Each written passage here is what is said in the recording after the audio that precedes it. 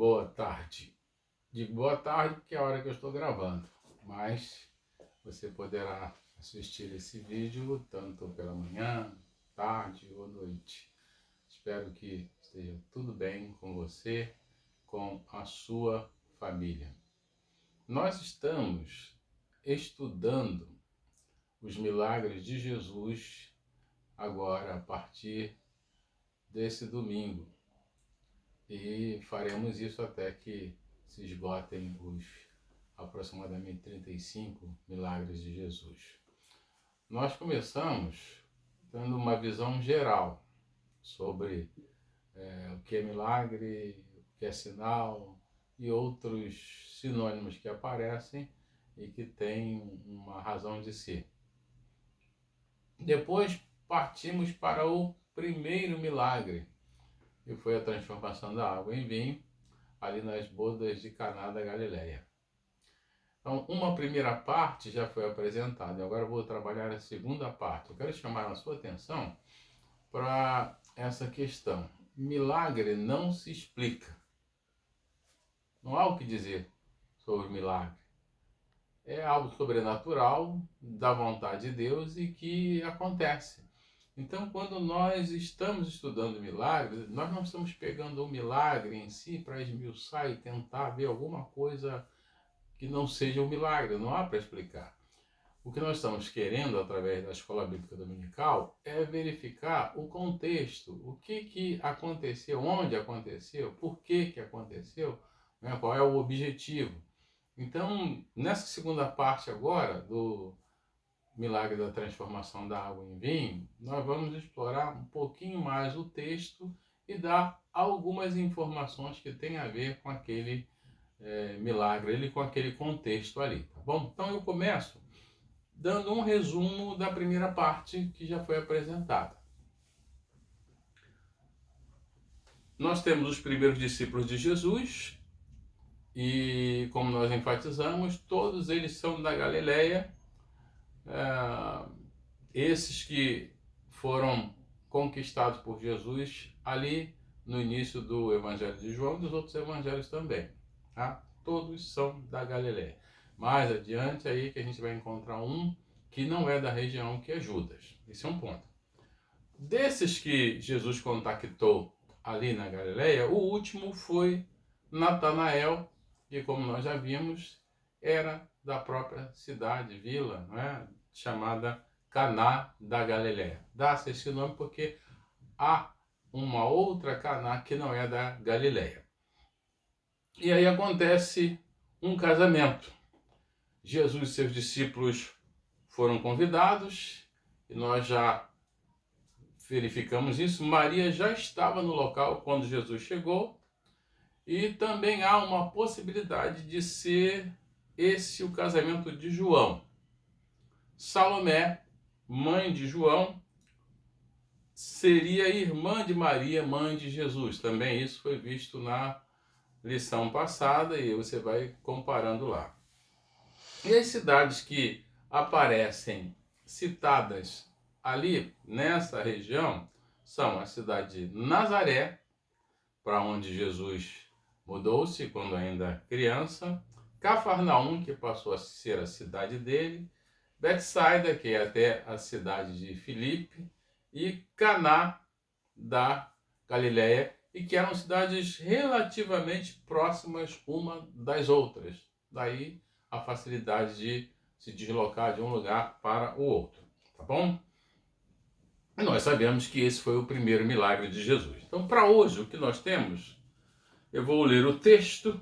Pode ser que você não tenha sequer visto as duas primeiras aulas. Aí eu vou ler, e se você é evangélico, você tem facilidade de abrir sua Bíblia no capítulo 2 do Evangelho de João, a partir do versículo 1 até o versículo 12. Mas eu vou ler aqui porque fica registrado também. Ao terceiro dia houve um casamento em Caná da Galileia, achando-se ali a mãe de Jesus. Jesus também foi convidado com os seus discípulos para o casamento. Tendo acabado o vinho, a mãe de Jesus lhe disse: eles não têm mais vinho. Mas Jesus lhe disse: mulher, que tenho eu contigo? Ainda não é chegada a minha hora.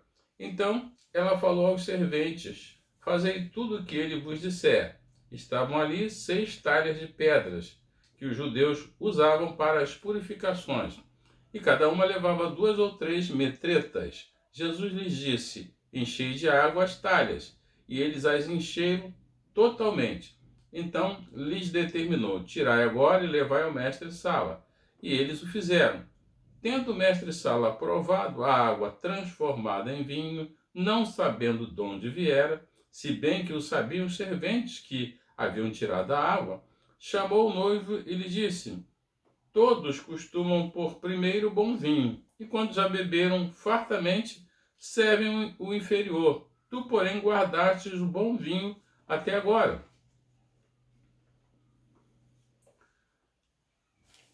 Com este deu Jesus princípio aos seus sinais em Caná da Galileia.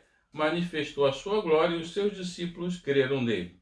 Depois disso, desceu ele para Cafarnaum com sua mãe, seus irmãos e seus discípulos ficaram ali não muitos dias. Muito bem. Vamos lá, então nós estamos aqui tratando desse texto e analisando a questão do primeiro milagre. Vamos verificar a questão do casamento propriamente dito, o que envolve isso, como é que era feito isso naquela época, tá bom? Quero informar também que a partir de segunda-feira essa lição já estará na igreja e também distribuída para quem tiver um zap, né? A escola dominical vai disponibilizar. Mas vamos lá. O casamento, naquela época, era dividido em 3 partes. Primeira, o noivado, que é chamado de desponsório. Tem a ver com desposar. Apesar dessa expressão despon, é assim. Era uma promessa recíproca de casamento, feita da família da noiva com a família do noivo. O noivo é que ia lá, mas era feita esse contrato aí. E esse contrato podia ser oral ou escrito. E nele era combinado o dote da noiva. O valor era estipulado ali, ele podia ser pago no ato ali ou um pouco depois. Mas ele só era considerado contrato a partir do momento em que o noivo pagava o dote da noiva. O período intermediário é o nome que se dá a algo que se chama tecnicamente de condução. É o tempo entre o noivado e a realização do casamento. E podia ser 1 ano ou mais, dependia lá do contrato. Nesse período aí ele ia tomar as providências para que o casamento pudesse acontecer. E esse era um compromisso seríssimo. As pessoas que faziam esse contrato já eram consideradas casadas. Era o caso, por exemplo, de José e Maria, mas sem intimidade, cada um na sua casa. E a terceira parte é o casamento ou as bodas, que era o que já estava acontecendo quando houve esse primeiro milagre aí. E ele acontecia assim: o noivo saía da sua casa, ia buscar a noiva na casa dos pais dela. Então uma comitiva o acompanhava e ele ia pelas ruas da cidade. E quando ele passava pelas ruas da cidade, já todo paramentado, né, vestido de noivo, né, com todos aqueles acompanhantes, o povo gritava quando ele passava: eis aí o noivo, eis aí o noivo. Quando a gente lê a parábola das virgens loucas, nós encontramos essa expressão lá, porque realmente o noivo estava passando. A noiva, ela era avisada. Ou seja, ao ouvir todo esse burburinho, as pessoas que tinham algum contato avisavam a noiva, e aí as suas damas de companhia estavam ali também, a ajudavam, e elas depois saíam junto com a noiva, encontravam o noivo e aí começavam a caminhar para a casa do noivo ou dos pais do noivo, onde aconteceria a festa. E essa festa tinha uma duração aproximadamente de 7 dias. Podia ser um pouquinho menos ou um pouquinho mais. Normalmente eram 7 dias. Os convidados ficavam hospedados na casa, onde comiam, bebiam vinho, dormiam, se alegravam.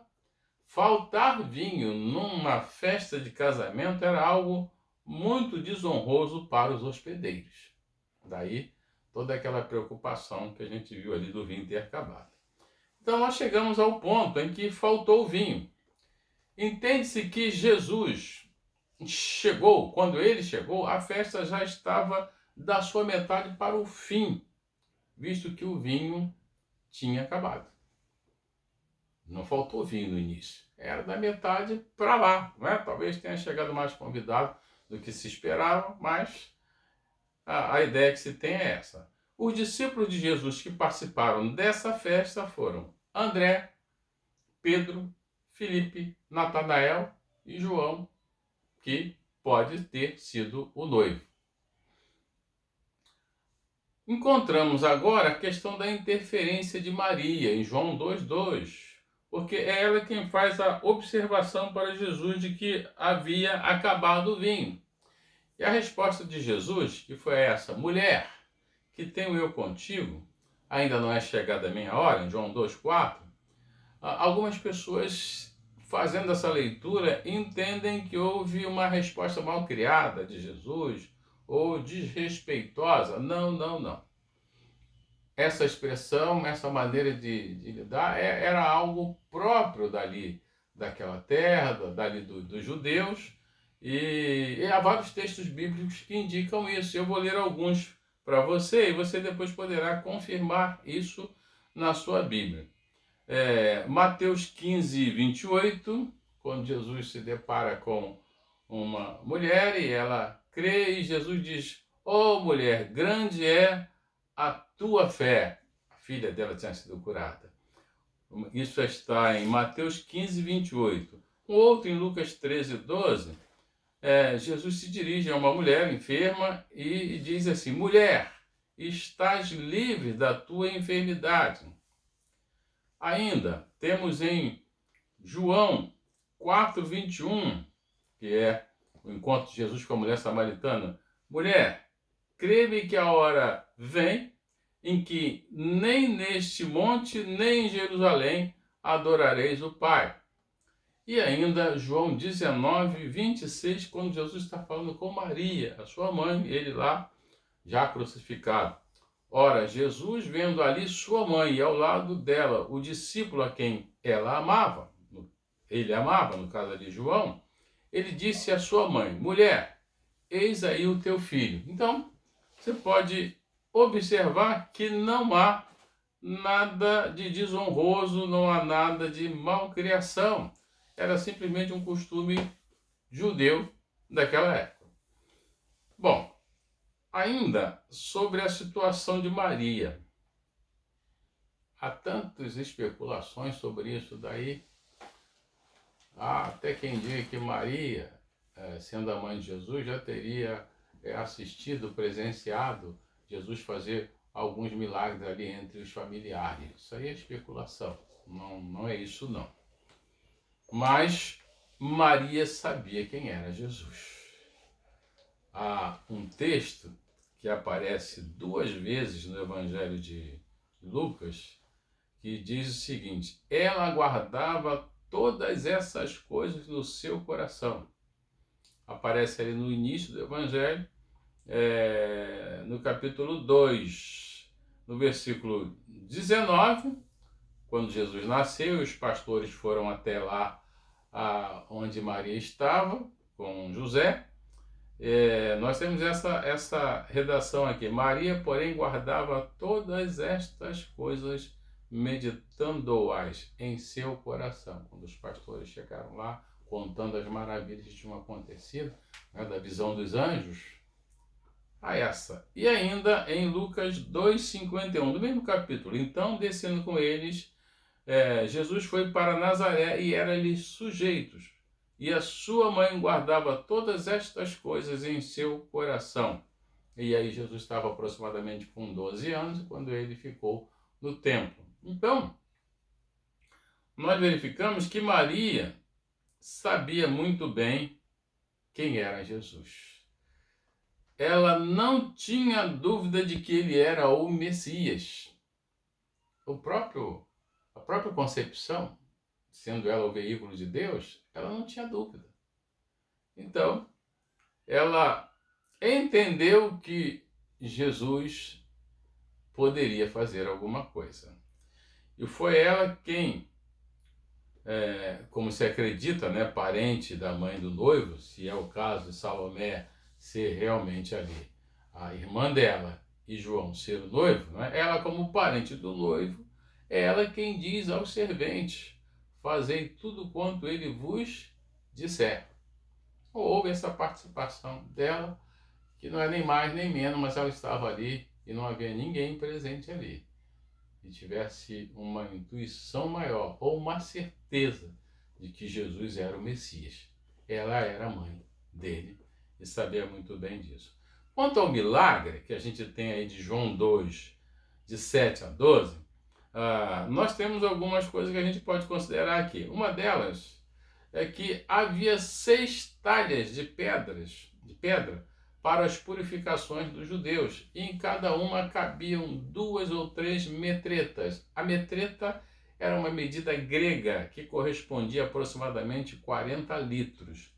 Vamos considerar ali que 2 metretas, tem 2 ou 3, vamos considerar 2 metretas.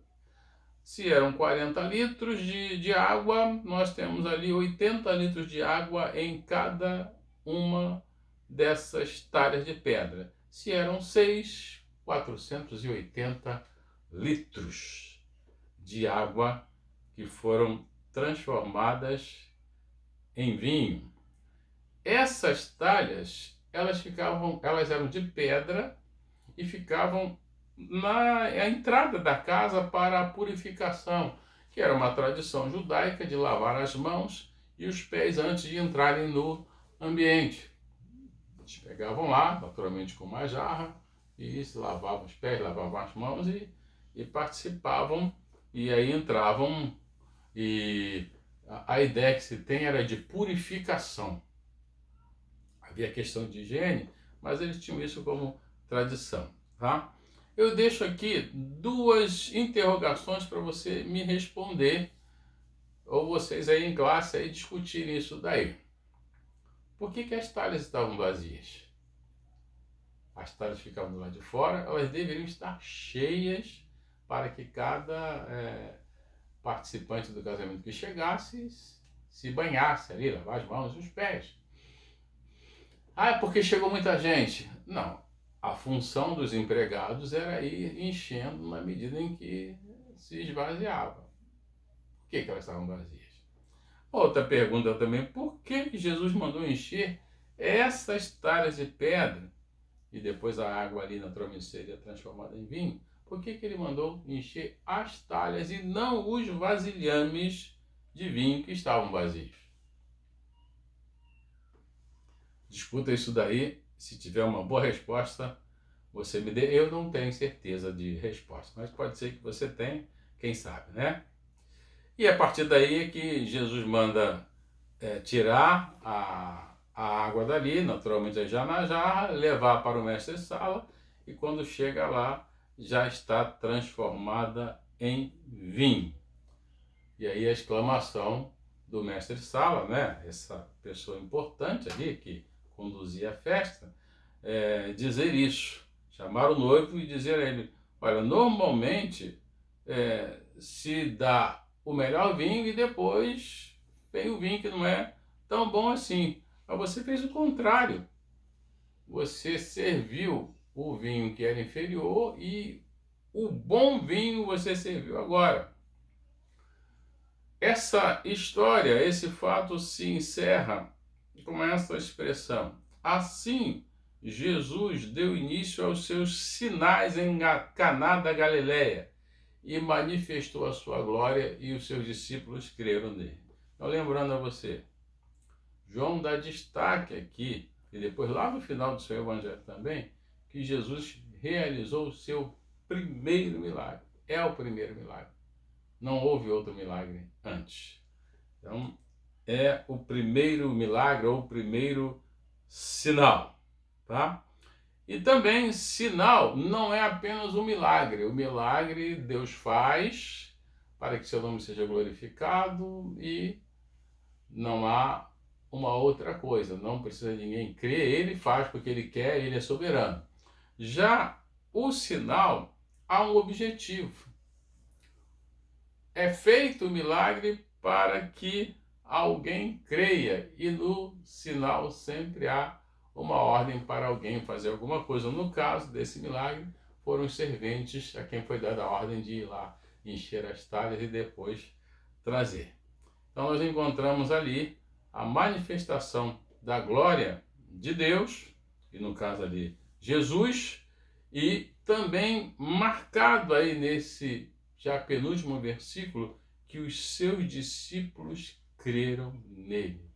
A partir dali, aqueles que estavam ali não tinham mais dúvida alguma de que Jesus era de fato o Messias. E a partir daí, Jesus então volta para Cafarnaum, ele, a sua mãe, seus irmãos e seus discípulos, e ficam ali não muitos dias. Dê uma olhada, estude, verifique se está tudo bem. Se houver alguma dúvida, pergunte também. E que Deus abençoe você, abençoe a sua vida. Quero aproveitar, encerrando aqui, dar os parabéns para os meus ministros da terceira idade, Hudson Marineida, e também os pais da Marineida, irmão Eli e irmã Elvira. Esses dois últimos como bisavós do Luquinhas, que nasceu agora. E os dois primeiros como avós do Lucas, filho da Mayra e do Davi. Também os papais do Davi, parabéns por esse momento. E lembrando, irmãos, eu recebi uma notícia praticamente agora de que a irmã Marta Barbosa não está bem, teria sido acometida da questão do vírus aí, do coronavírus, e está no hospital. Orem por ela, tá bom? Deus abençoe vocês.